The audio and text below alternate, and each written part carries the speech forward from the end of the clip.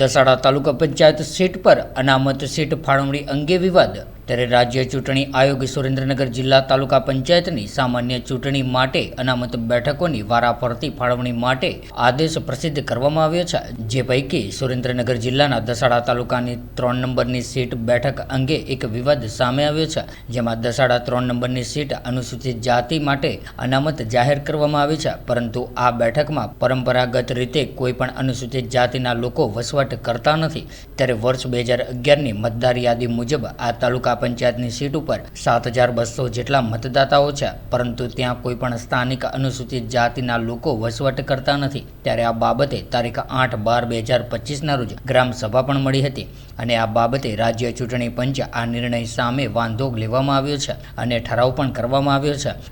સાથે મોટી સંખ્યામાં લોકોએ આ નિર્ણયનો વિરોધ વ્યક્ત કર્યો હતો અને જો ફાળવવામાં આવેલી સીટ અનામત રોટેશનમાં કોઈ પણ ફેરફાર કરવામાં નહીં આવે તો રાજ્ય ચૂંટણી આયોગના આ નિર્ણય સામે ગુજરાત હાઈકોર્ટમાં જવાની તૈયારી ગ્રામજનોએ બતાવી છે। નમસ્કાર, હું અમૃતભાઈ મકવાણા, આમ આદમી પાર્ટી સુરેન્દ્રનગર। સાથીઓ, ગુજરાત રાજ્યનું જે ચૂંટણી આયોગ છે એ ચૂંટણી આયોગ દ્વારા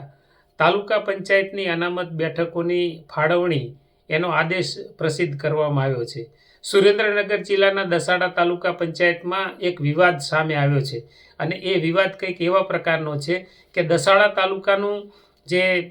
3 નંબરની સીટ છે તાલુકા પંચાયતની, એ દસાડા તાલુકા પંચાયતની 3 નંબરની સીટને અનુસૂચિત જનજાતિ અનામત તરીકે પ્રસિદ્ધ કરવામાં આવ્યું છે, પરંતુ ત્યાં વિવાદ એ છે કે એ આખા મત વિસ્તારની અંદર જે 3 નંબરની સીટ છે એના લગભગ 7200થી વધારે મતદાતાઓ છે, પરંતુ આ જે સીટ છે આ સીટની અંદર કોઈ અનુસૂચિત જનજાતિના લોકો પરંપરાગત રીતે રહેતા નથી અને આ બાબતે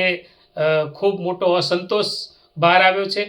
થોડા દિવસો પહેલાં દસાડા જે 3 નંબરની સીટ છે એની દસાડાની જે ગ્રામ પંચાયત છે એની બેઠક બોલાવવામાં આવી અને ગ્રામ પંચાયતના સર્વાનુમતે ઠરાવ કરીને કહેવામાં આવ્યું કે રાજ્ય ચૂંટણી પંચને આપણે આ અંગે પોતાનો વાંધો વ્યક્ત કરશે કે આ વિસ્તારની અંદર કોઈ અનુસૂચિત જનજાતિના લોકો વસવાટ નથી કરતા અને જો એને અનુસૂચિત જનજાતિ જાહેર કરવામાં આવી છે તો આમાં કંઈક ફેરફાર કરવામાં આવે અને આ બાબતે દસાડા ગામના જાગૃત લોકો, પંચાયતના સદસ્યો અને બાકીની તમામ જે